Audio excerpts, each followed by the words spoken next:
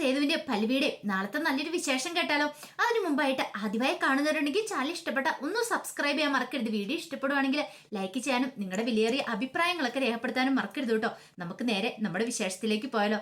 അങ്ങനെ നാളത്തെ വിശേഷത്തില് എന്ത് ചെയ്യണമെന്ന് അറിയത്തില്ലാത്തൊരവസ്ഥയായിപ്പോയി പൂർണ്ണിമയ്ക്ക്. കാരണം കേട്ട കാര്യങ്ങളൊന്നും അങ്ങോട്ട് വിശ്വസിക്കാൻ പറ്റുന്നില്ല.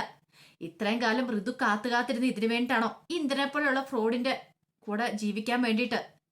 ഈ സമയം പൂർണ്ണിമനെ വന്ന് പല്ലവിയെ ആശ്വസിപ്പിക്കുന്നുണ്ട്. പോട്ടെ പൂർണ്ണിമേ, നമുക്ക് ഋതുവിനോട് കാര്യങ്ങളൊക്കെ പറഞ്ഞ് നമുക്ക് ബോധ്യപ്പെടുത്താം. എങ്ങനെയാണെങ്കിലും ഇന്ദ്രന്റെ പിടിയിൽ നിന്ന് നമുക്ക് അവളെ രക്ഷിച്ചല്ലേ മതിയാകുള്ളൂ എന്നൊക്കെ പറയാം. അപ്പോഴേക്ക് സ്വാതി വന്നിട്ട് പറഞ്ഞു, എന്നാലും ഞാനിത് ഒട്ടും പ്രതീക്ഷിച്ചില്ല. അത് ഋതു ചേച്ചിയുടെ ഭാഗത്തുനിന്ന്.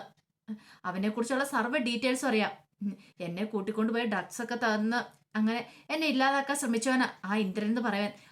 അവനെ പോലൊരു ദുഷ്ടന്റെ കൂടെ ഋതു ചേച്ചി പോവാന്ന് പറഞ്ഞാൽ ചിന്തിക്കാൻ പറ്റുന്നില്ല എന്ന് പറയാം. അച്ചു പറഞ്ഞു, എനിക്ക് നേരത്തെ കുറെ സംശയങ്ങളൊക്കെ തോന്നിയതാ. ഞാൻ പറഞ്ഞില്ലേ എന്തോ ഒരു വലിയ കാര്യം സംഭവിക്കാൻ പോവാന്ന്. എന്റെ മനസ്സിലൊരു ടെൻഷൻ ഉണ്ടായിരുന്നു. ഞാനിത് പങ്കുവെച്ച് കഴിഞ്ഞപ്പോ അമ്മ പോലും അത് വിശ്വസിച്ചില്ല. ഇപ്പൊ എങ്ങനെയുണ്ടെന്ന് ചോദിക്കുകയാണ്.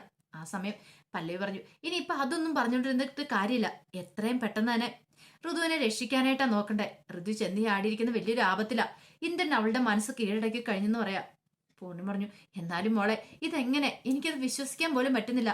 പെട്ടെന്ന് പല്ലവി പറഞ്ഞു, ചിലപ്പോൾ എന്നോടുള്ള ദേഷ്യം തീർക്കാനായിട്ട് ഇന്ദ്രൻ അവളെ കരുവായിട്ട് ഉപയോഗിച്ചായിരിക്കും.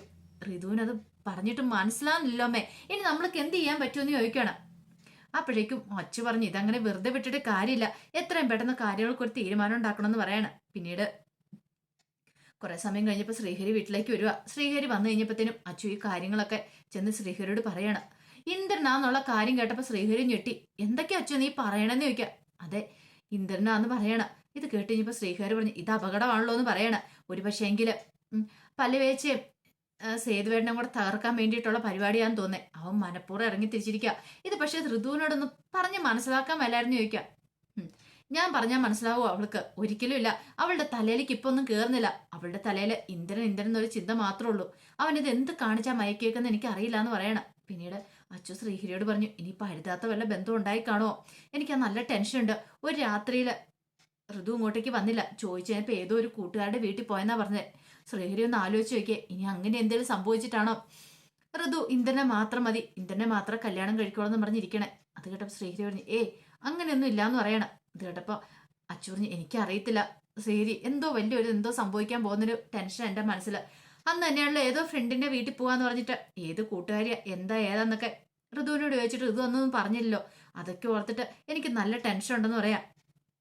നീ ഒന്ന് സമാധാനമായിട്ടിരിക്കുക, നമുക്ക് നോക്കാന്ന് പറയണം. ആ സമയത്ത് സേതു കട്ടക്കലിപ്പിലാണ് പുറത്തേക്ക് പോയത്. ഇന്ദ്രനെ കാണുക, അതായിരുന്നു സേതുവിന്റെ ലക്ഷ്യം മുഴുവനും. അങ്ങനെ ഇന്ദ്രനെ കണ്ടു കിട്ടുവാണ്. ഇന്ദ്രനെ കണ്ടു കിട്ടിയപ്പോ തന്നെ സേതുവിന് അങ്ങോട്ട് ദേഷ്യവും സങ്കടവും അടക്കാൻ പറ്റിയില്ല. സേതു അങ്ങോട്ട് ചെന്നു കാറിന് നിർത്തി.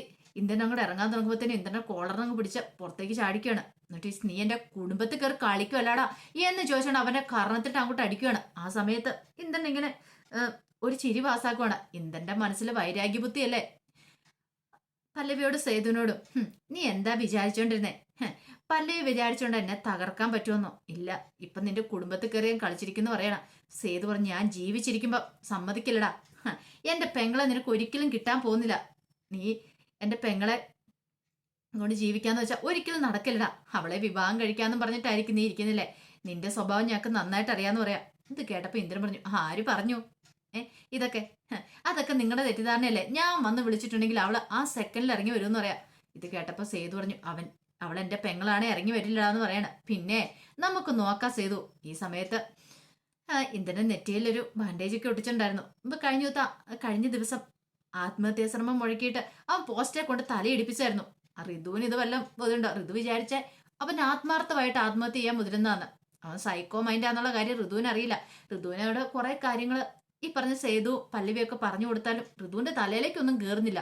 ഋതുവിന്റെ മനസ്സിൽ ഇപ്പം ഇന്ദ്രനാണെങ്കിൽ ഒരു പുണ്യാളിന്റെ വേഷത്തിൽ എങ്ങനെ വന്ന് നിൽക്കുകയാണ്. അവൻ നല്ലവനാണ്, ഇവരെല്ലാം കള്ളത്തരം പറയുന്നതാണ്. അല്ലെങ്കിൽ ഒരു ദിവസം ആ കൂടെ കിടന്നതിൻ്റെതായ ഒരു ബുദ്ധിമുട്ടും കാര്യങ്ങളാണോ അതും അറിയാൻ പറ്റില്ല. എന്താണെങ്കിലും ഋതുവിന് ഇന്ദ്രനില്ലാതെ പറ്റില്ല. ഇന്ദ്രനെ അത്രയ്ക്ക് സ്നേഹിക്കുന്നു. പക്ഷെ ഇന്ദ്രനോ അവളെ ചതിച്ചോണ്ടിരിക്കുക എന്നുള്ള കാര്യം ഋതുവിനൊട്ടും മനസ്സിലാവുന്നില്ല. പിന്നീട് സേതു പറഞ്ഞു, ആ വീടിന്റെ പരിസരത്ത് പോലും നിന്നെ കണ്ടുപോയേക്കല്ല. ദേ എൻ്റെ പെങ്ങളാ അവൾക്കൊരു ദോഷം വരുന്ന ഒന്നും ഒരിക്കലും ഞാൻ ചെയ്യാൻ സമ്മതിക്കില്ലടാ. അതിപ്പോ ഏത് വലിയ കൊല കൊമ്പനാണെങ്കിലും ഞാൻ വെറുതെ വിടില്ല എന്ന് പറയണം. അത് കേട്ടപ്പോൾ ഇന്ദ്രൻ നമുക്ക് കാണാന്ന് പറയണം. അങ്ങനെ സേതു ആകെപ്പാടെ തകർന്ന മനസ്സോട് കൂടിയിട്ടാണ് വീട്ടിലേക്ക് വരുന്നത്. സേതുവിനാണെങ്കിൽ എങ്ങനെയെങ്കിലും ഋതുവിനെ ഇതിൽ നിന്നകത്ത് ഒന്ന് പിന്തിരിപ്പിക്കണം എന്നുണ്ടായിരുന്നു. പക്ഷെ എന്ത് ചെയ്യാൻ പറ്റും. പിന്നീട് ഋതു മുറിയിലിരിക്കുന്ന സമയത്ത് പല്ലവി മുറിയിലേക്ക് ചെല്ലുവാണ്. പല്ലവി മുറിയിലേക്ക് എന്ന് കഴിഞ്ഞിട്ട് ഋതുവിനോട് പറഞ്ഞു, ഋതു നിനക്ക് കാര്യങ്ങളൊക്കെ അറിയാലോ, ഇവിടെ എല്ലാവരും നല്ല സങ്കടത്തിലാ. നീയായിട്ട് ഇനി ഒരു പ്രശ്നം ഉണ്ടാക്കല്. ഇപ്പൊ തന്നെ കണ്ടില്ലേ സേതുവായിട്ട് ഇന്ദ്രനെ കാണാൻ പോയി, അവിടെ വലിയ പ്രശ്നങ്ങളും കാര്യങ്ങളൊക്കെ ഉണ്ടായിട്ടുണ്ട്. ഇനി നിന്റെ തീരുമാനമാണെന്ന് പറയണം. കാരണം സേതു ഇന്ദ്രനെ കാണാൻ പോകുന്ന കാര്യമൊക്കെ പല്ലവിയോട് പറഞ്ഞിട്ടുണ്ടായിരുന്നു. പിന്നീട് പല്ലവി വിളിച്ചു കഴിഞ്ഞപ്പോഴും സേതു പറഞ്ഞു ഇന്ദ്രനെ കണ്ടെന്നൊക്കെ പറഞ്ഞു. ഇപ്പൊ കണ്ടില്ലേ നീ കാരണം വലിയ വലിയ പ്രശ്നങ്ങൾ ഉണ്ടായിക്കൊണ്ടിരിക്കണേ. അതുകൊണ്ട് ഇനി നീയാണ് തീരുമാനം എടുക്കുന്നത്. നിന്റെ കുടുംബക്കാർ വേണോ അതോ ആ ഇന്ദ്രൻ എന്ന് പറഞ്ഞ ഫ്രോഡ് വേണോ, നിന്റെ കയ്യിലാ തീരുമാനം എന്ന് പറയണം. ഇത് കേട്ടുകഴിഞ്ഞപ്പോൾ ഇത് പറഞ്ഞു, അത് പല്ലവി ഞാൻ കൂടുതലൊന്നും പറയണ്ട, നിനക്കറിയാലോ ആ ഇന്ദ്രന്റെ കൂടെ പോയി നീ ജീവിച്ചിട്ടുണ്ടെങ്കിൽ നിനക്കൊരു കാലത്ത് നല്ലൊരു ജീവിതം കിട്ടാൻ പോകുന്നില്ല. അവൻ നിന്നെ ഇല്ലാതാക്കത്തുള്ളൂ. അത് കുറച്ച് മണിക്കൂറുകൾ കൊണ്ട് എനിക്ക് മനസ്സിലായതാന്ന് പറയാം. ഇത് കേട്ടുകഴിഞ്ഞപ്പോൾ ഇത് പറഞ്ഞു, പല്ലവിക്ക് അവനോടൊപ്പം ജിത്തിനോടൊപ്പം കുറച്ച് മണിക്കൂറുകൾ മാത്രമല്ലേ ഉള്ളൂ, പക്ഷെ എനിക്ക് അങ്ങനെയല്ലെന്ന് പറയണം. പിന്നെ ഋതു നിനക്ക് എങ്ങനെയാ നീയും അവനും തമ്മിൽ ഈ ഒരു പ്രണയം മാത്രമല്ലേ ഉള്ളൂ, അതിൽ കൂടുതലൊന്നും ഇല്ലോ എന്ന് പറയണം. ആ സമയം ഋതു അതിന് മറുപടി ഒന്നും പറഞ്ഞില്ല. പല്ലവിക്ക് ടെൻഷനായി. എന്തുകൊണ്ടാണ് ഇവൾ ഇത്രമാത്രം കാര്യമായിട്ട് അവനെ ഇങ്ങനെ ചേർത്ത് പിടിക്കണേ. അത് മാത്രം എത്ര ആലോചിച്ചിട്ടൊരു എത്തും പിടിയും കിട്ടുന്നുണ്ടായിരുന്നില്ല. പിന്നീട് പല്ലവി പറഞ്ഞു, ഋതു ഞാൻ പറയുന്നതൊന്നും അനുസരിക്കുക, ഒരു കാരണവശാലും നീ അവനോട് പോവോ, ഇനി അവനെ കാണാനോ സംസാരിക്കാനോ പാടില്ല. സേതുവേട്ടന് എത്രമാത്രം വിഷമമായിട്ടുണ്ടെന്ന് അറിയാവോ. സേതുവേട്ടന് മാത്രമല്ല പൂർണ്ണാമയ്ക്ക് അറ്റാക്ക് കഴിഞ്ഞിട്ടിരിക്കുന്നതല്ലേ. ഇനി എന്തെങ്കിലും സംഭവിച്ചു പോയിട്ടുണ്ടെങ്കിലോ നിനക്ക് ജീവിതകാലം നിനക്ക് മനസ്സിന്റെ ആ വിഷമം മാറുമോ? ഒരിക്കലും ഇല്ല. പൂർണ്ണിമയുടെ മനസ്സെങ്കിലും നീ കണക്കൂട്ട്. എന്നെ സേതുവേട്ടനെ നീ കണ്ട, പക്ഷെ പൂർണ്ണിമേനെ കണക്കൂട്ട്. നിന്റെ മരിച്ചുപോയ അച്ഛന് ഒരു പക്ഷെ ജീവിച്ചിരുന്നെങ്കിൽ സമ്മതിക്കും നിനക്ക് തോന്നുന്നുണ്ടോ എന്ന് ചോദിക്കുക. ആ അച്ഛന്റെ സ്ഥാനത്ത് നിന്ന് സേതുവേട്ടനല്ലേ നിനക്ക് ഓരോ കാര്യങ്ങൾ പറഞ്ഞു തരുന്നേ. അപ്പൊ നിനക്ക് എന്താ ഋതു ഉൾക്കൊള്ളാനെന്ന് ചോദിക്കുകയാണ്. ഈ സമയത്ത് സേതു വീട്ടിലേക്ക് വന്നു. പിന്നീട് സേതുവിന്റെ അടുത്തേക്ക് പൂർണ്ണിമയൊക്കെ ചെന്നിട്ട് കാര്യങ്ങളൊക്കെ തിരക്കുവാണ്. ഈ സമയത്ത് സേതു പറഞ്ഞു, അവൻ എന്നെ വെല്ലുവിളിച്ചിരിക്കുക, അവൻ ഋതുവിനെ കൂട്ടിക്കൊണ്ട് പോകുന്ന. അവൻ വരട്ടെ, അവനിട്ട് ഞാൻ വെച്ചിട്ടുണ്ട്. എന്തായാലും ഋതു ഇവിടുന്ന് പോകാൻ പോകുന്നില്ലെന്ന് പറയാം. പൂർണ്ണിമ പറഞ്ഞു, എനിക്ക് നല്ല ടെൻഷൻ ആവുന്നുണ്ട് സേതു, എന്ത് ചെയ്യണമെന്ന് അറിയില്ല എന്ന് പറയാം. ദേ അമ്മ ഇങ്ങനെ വിഷമിക്കാതിരിക്കുക, ഒന്നുമില്ല, ഒന്നും സംഭവിക്കില്ല എന്നൊക്കെ പറഞ്ഞ് ഇങ്ങനെ ആശ്വസിപ്പിക്കുന്നുണ്ട്.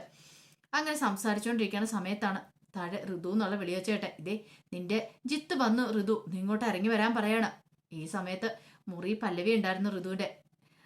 ഇന്ദ്രന്റെ സൗണ്ട് കേട്ടപ്പോൾ തന്നെ പെട്ടെന്ന് ഋതു ചാടി എഴുന്നേറ്റു. പല്ലവിക്ക് മനസ്സിലായി ഇത് അപകടമെന്ന്. പല്ലവി പെട്ടെന്ന് അവളെ മുറിയിലേക്ക് അടച്ചിട്ടിട്ട് പുറത്തേക്ക് ഇറങ്ങാൻ ശ്രമിക്കുമായിരുന്നു, മുറിയിലാക്കിയിട്ട്. പക്ഷെങ്കിൽ അതിനു മുമ്പ് തന്നെ ഋതു എന്ത് ചെയ്യണം, ഋതുവിന്റെ കയ്യെ കയറി പല്ലവി പിടിച്ചു കഴിഞ്ഞപ്പോഴത്തേനും ഋതു കൈകൾ തട്ടി മാറ്റുവാണ്. ഈ സമയം പല്ലവി പറഞ്ഞു, ഋതു നീ പോവരുത്, അവൻ അങ്ങനെ വിളിച്ചാലും നീ ഇറങ്ങി പോരെന്ന് പറയാം. എനിക്ക് പോകണം, എനിക്ക് എൻ്റെ ജിത്തിന്റെ അടുത്തേക്ക് പോകണം. ഒരു ഭ്രാന്ത് പിടിച്ചൊരു അവസ്ഥയിലായിരുന്നു ഋതു. പിന്നീട് ഋതു എന്ത് ചെയ്യുവാണ്, പുറത്തേക്ക് ഇറങ്ങുവാണ്. പിന്നീട് പല്ലവി അങ്ങോട്ടേക്ക് തള്ളിയിട്ടിട്ട് ഋതു പുറത്തേക്ക് ചാടി ഓടി ഇറങ്ങി വരുവാണ്. ആ സമയം പല്ലവി പറയെ പോവല്ലേ ഋതു എന്നും പറഞ്ഞ് പല്ലവിയും പറയെ വരുവാണ്. അങ്ങനെ പുറത്തേക്ക് വരുമ്പോൾ തന്നെ അവിടെ പൂർണ്ണിമ എല്ലാവരും കൂടെ നിൽക്കുന്നുണ്ടായിരുന്നു. ഋതു അങ്ങോട്ട് ഓടി വരുന്നുണ്ടപ്പോൾ പല്ലവി പറഞ്ഞു, അതെ ഋതുവിനെ പിടിക്കുക എന്ന് പറഞ്ഞു കേട്ടില്ല. അവരെല്ലാരും കൂടെ പിടിക്കുന്നുണ്ട്. പക്ഷെ അതിനു മുമ്പ് തന്നെ ഋതു അവരുടെ കൈയെല്ലാം തട്ടി മാറ്റുവാണ്.